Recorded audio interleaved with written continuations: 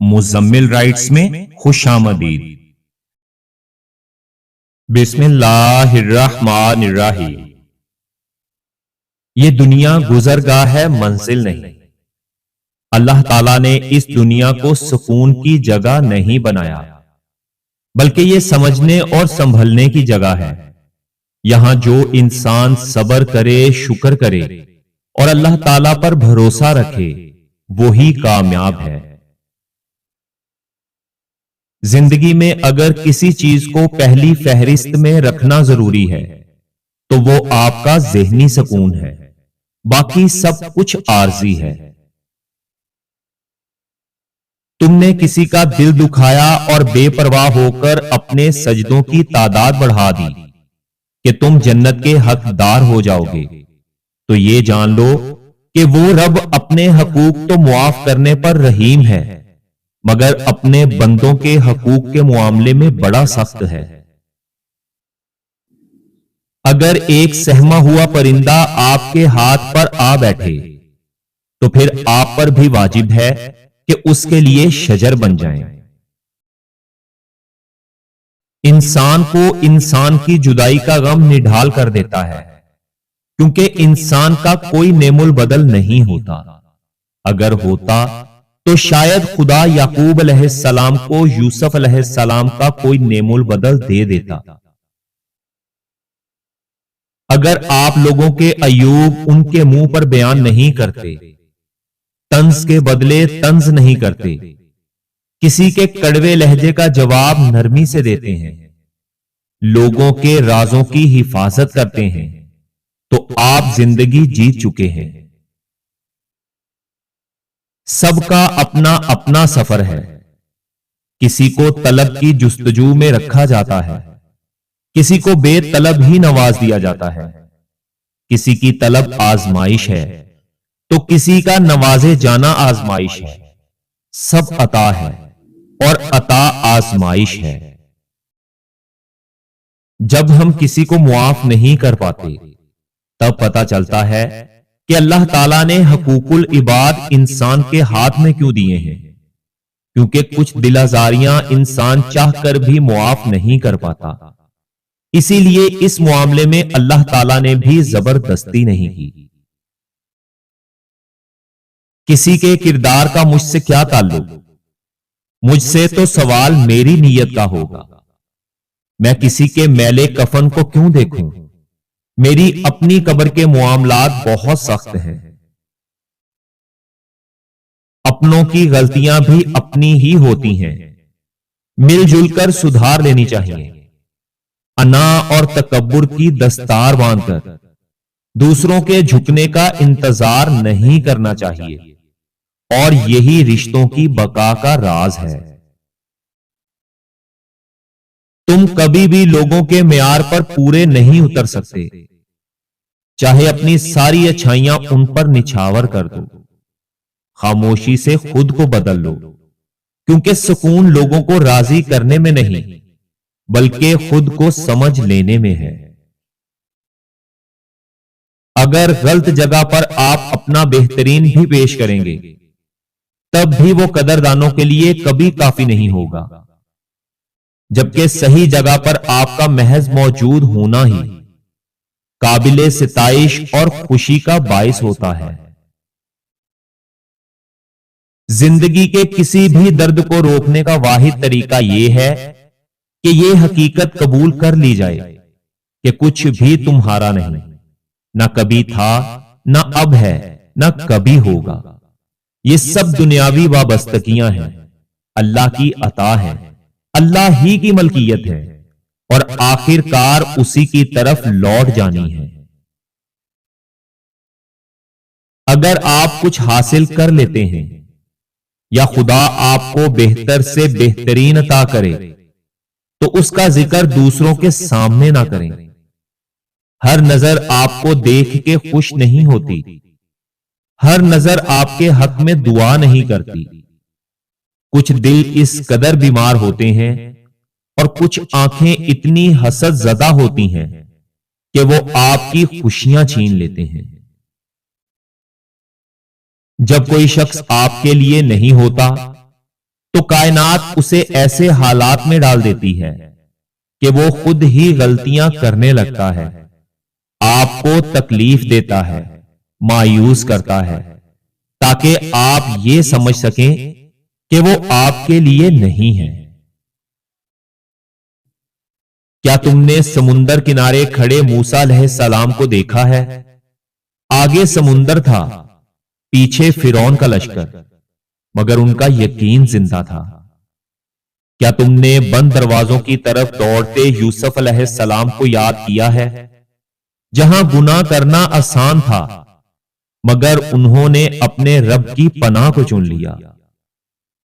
کیا تم نے آگ میں ڈالے گئے ابراہیم علیہ السلام کو دیکھا ہے، جب دنیا کی آگ بھی اللہ تعالی کے حکم سے ٹھنڈی اور سلامتی بن گئی؟ کیا تم لوگوں نے مذاق سہنے والے نوح علیہ السلام کو یاد کیا ہے؟ سالوں کی محنت، تانے اور تنہائی، مگر یقین پھر بھی قائم رہا۔ اور کیا تم نے تکلیف میں صبر کرنے والے ایوب علیہ السلام کو دیکھا ہے، جب آزمائش لمبی ہو گئی مگر زبان پر شکوہ نہیں آیا؟ تو پھر خود سے ایک سوال کرو، کیا تم نے بھی اپنا معاملہ واقعی اللہ تعالی کے سپرد کیا ہے؟ اگر نہیں کیا تو آج کر کے دیکھو، کیونکہ جب بندہ سچے دل سے اپنا بوجھ اللہ تعالی کے حوالے کر دیتا ہے تو اللہ تعالیٰ اسے ایسے تھام لیتا ہے کہ وہ ٹوٹنے نہیں دیتا۔ یقین رکھو، جو اللہ تعالیٰ پر چھوڑ دیتا ہے تو اللہ تعالیٰ اسے کبھی بھی بے سہارا نہیں چھوڑتا۔ تم نے اسے پکارا اور وہ خاموش ہے؟ نہیں، وہ خاموش نہیں، وہ تمہیں آزمائش میں ڈال رہا ہے، تمہاری ثابت قدمی اور صبر دیکھ رہا ہے۔ اگر اس نے فوراً جواب نہیں دیا تو یہ ہرگز نہیں کہ اس نے تمہاری دعا رد کر دی، وہ کبھی کبھی دیر کرتا ہے تاکہ تمہاری دعا اور مضبوط ہو، تمہارا یہ یقین اور گہرا ہو، اور تمہیں وہ ملے جو تمہارے لیے سب سے بہتر اور قیمتی ہو۔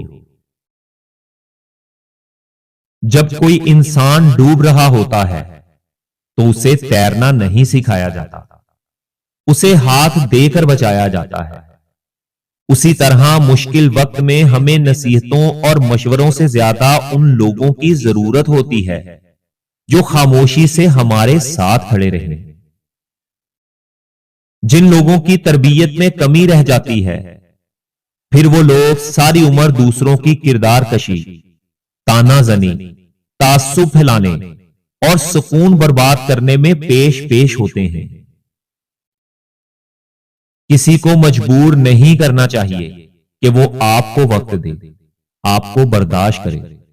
جس کے نزدیک آپ کی اہمیت ہوگی وہ خود ہی آپ کو محسوس کرے گا، خود ہی آپ کو وقت دے گا، کیونکہ جو چیز مانگنی پڑے وہ چیز آپ کی اپنی نہیں ہوتی۔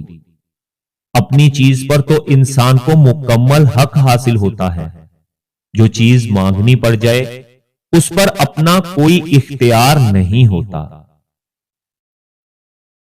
حقیقی محبت میں عیب نظر انداز کیے جاتے ہیں، غلطیاں معاف کی جاتی ہیں، انائیں قربان کی جاتی ہیں، لہجے برداشت کیے جاتے ہیں، مگر جدائی کے فیصلے نہیں کیے جاتے۔